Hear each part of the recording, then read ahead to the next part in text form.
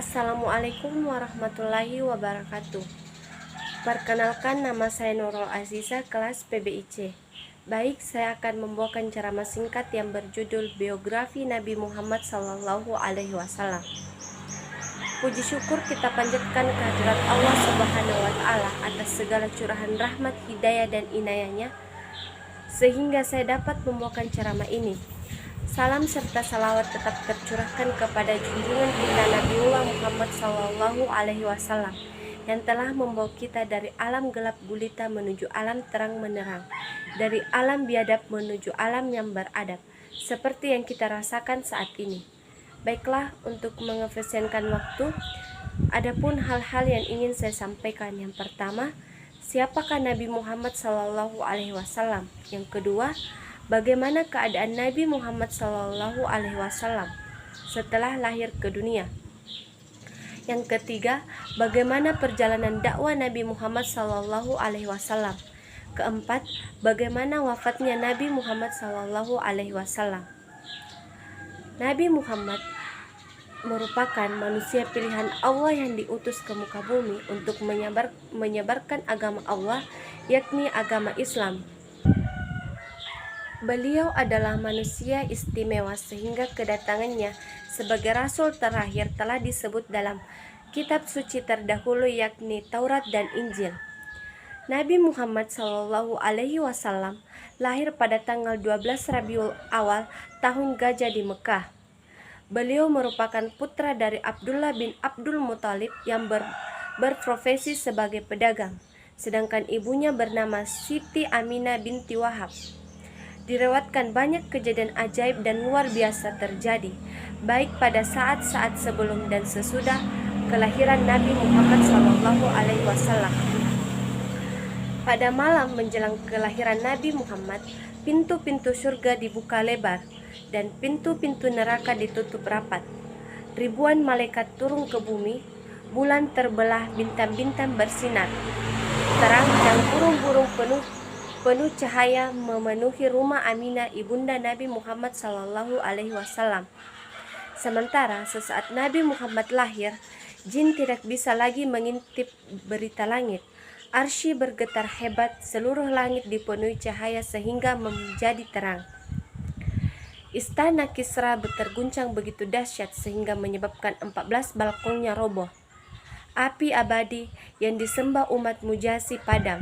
Gereja di sekitar Buhairah roboh, dan Ka'bah juga ikut bergetar selama 3 hari karena bahagia menyambut kelahiran Nabi Muhammad SAW. Rasulullah lahir sebagai anak yatim sebab sang ayah meninggal 2 bulan sebelum kelahirannya saat sedang melakukan perjalanan perdagangan dan pada usia 6 tahun sang ibu wafat karena sakit. Beliau akhirnya diasuh oleh sang kakek, yaitu Abdullah Muthalib. Setelah 2 tahun dibesarkan, giliran kakeknya menyusul wafat karena usia renta, sehingga Nabi Muhammad SAW dirawat oleh pamannya Abu Talib. Pada usia 8 tahun, beliau mengembala kambing kemudian mengikuti jejak sang paman menjadi pedagang. Wahyu pertama Nabi Muhammad SAW. Pada suatu hari, Rasulullah SAW bermimpi. Malaikat Jibril datang menemuinya. Beliau kemudian menyendiri di Gua Hira untuk merenung. Tahun 610 Masehi, di tahun inilah Nabi Muhammad SAW menerima wahyu pada usia 40 tahun. Wahyu tersebut ayat pembuka surah Al-Alaq yang dibawa malaikat Jibril. Saat itulah Jibril datang menyampaikan wahyu untuk Nabi Muhammad SAW.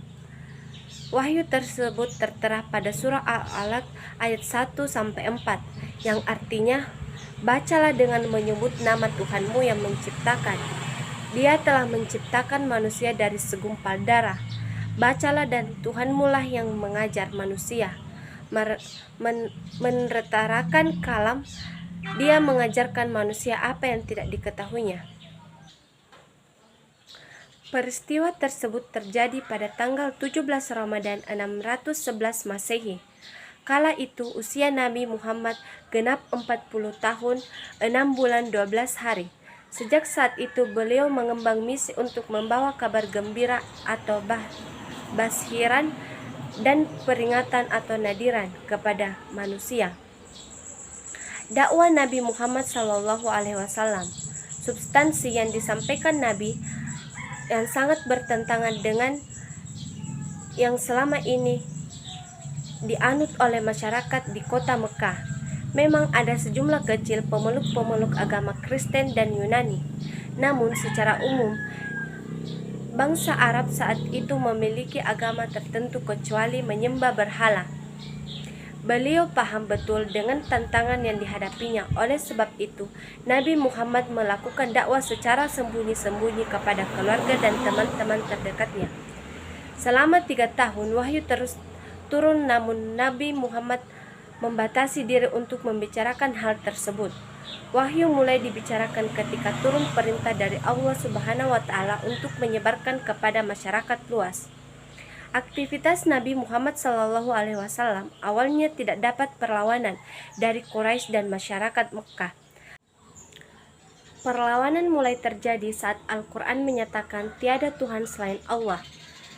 Pernyataan dalam Al-Quran berlawanan dengan praktik suku Quraisy dan masyarakat Arab.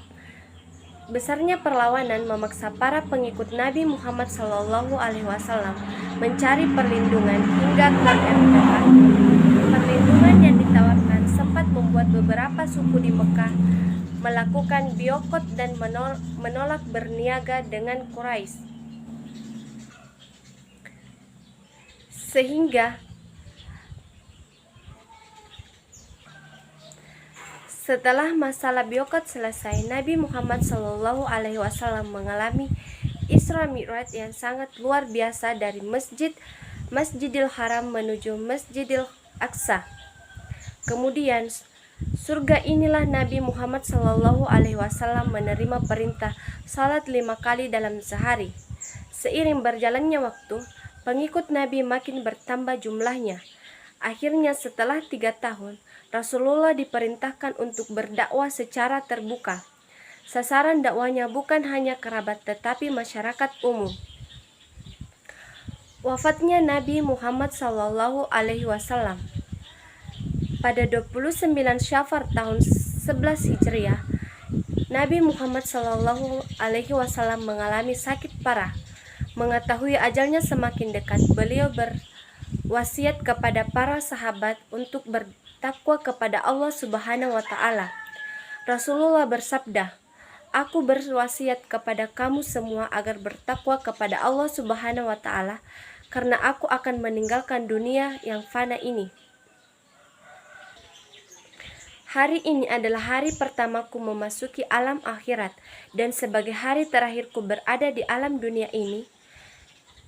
Nabi Muhammad adalah manusia yang mulia, sehingga malaikat maut tidak kuasa untuk mencabut nyawanya. Saya datang untuk ziarah sekaligus mencabut nyawa. Jika Tuhan izinkan saya melakukan, jika tidak saya akan pulang. Rasulullah tetap memilih untuk bertemu dengan penciptanya. Pada akhirnya Nabi Muhammad SAW wafat di usia 63 tahun pada hari Senin 12 Rabiul Awal 11 Hijriah atau 8 Juni 632 Masehi. Baiklah, itulah yang sempat saya sampaikan, kurang dan lebihnya mohon dimaafkan. Assalamualaikum warahmatullahi wabarakatuh.